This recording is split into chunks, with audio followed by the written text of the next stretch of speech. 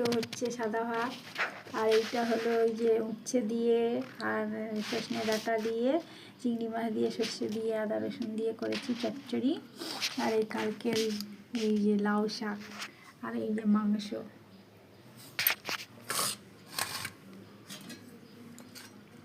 বড় বড় piece, সামড়া সামড়া piece.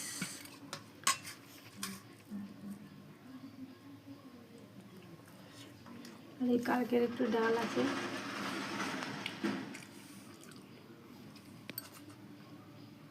খাওয়া শুরু হয়ে গেছে, খাওয়া চালু। চিংড়ি মাছগুলো খেয়ে নিচ্ছে না, ডাঁটাগুলো খেয়ে নিচ্ছে। দুলু ফোন করছে।